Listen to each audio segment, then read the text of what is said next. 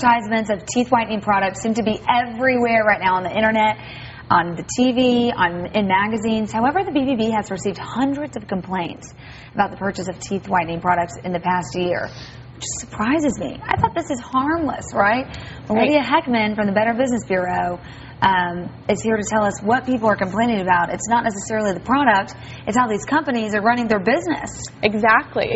We're hearing from consumers that they're often very confused by the advertisements that pop up on their screen when they're doing online searches for different types of products, which is great that they're doing that research and trying to find out what products are out there and what products are working.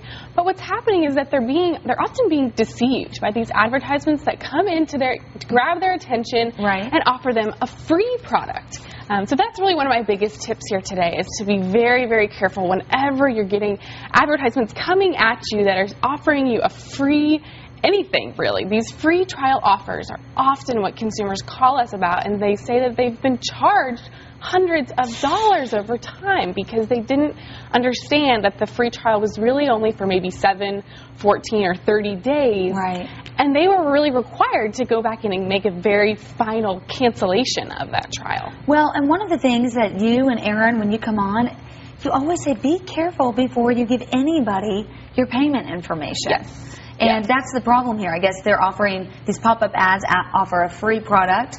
And then you put in your information. Your payment information is required. Yes, and so that's what's happening, is that consumers are not understanding that that payment information is being provided for a reason. The company does intend to charge your credit or debit card after a certain amount of time if you don't intentionally go back in and let them know that you don't want to use the product. Let me ask you this on the flip side, because I have signed up for free trials of other products, and I put in my email address. Is that enough? Is that okay? Is that safe? That is safe, because obviously they can't just charge you with your email address. It's that payment information that you've got to be wary of. You do have to be very careful. Well, you brought some tips. First one, beware of those pop-up ads, like Lydia said.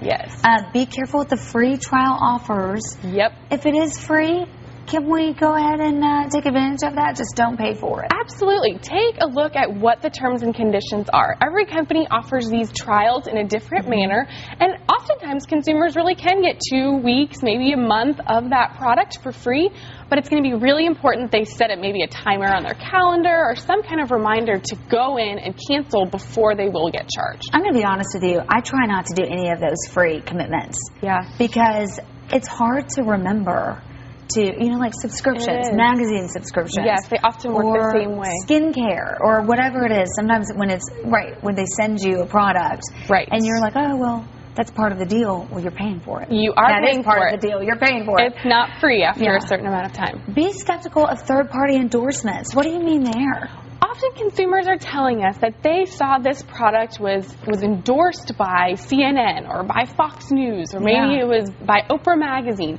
What's happening is that these advertisements are actually proclaiming all the other places that they're advertising. So they're saying, as seen on USA Today. And so consumers assume that that means that that product was actually tested and endorsed by those media outlets, when in fact they're really just paying for advertisements in multiple different places. Oh, that's not good. It's very confusing and deceiving, because it makes it sound like that product has been well tested and approved, and you can see the difference with the people's white teeth, but really what's happening is they're just telling you all the places they're buying it. Isn't that interesting?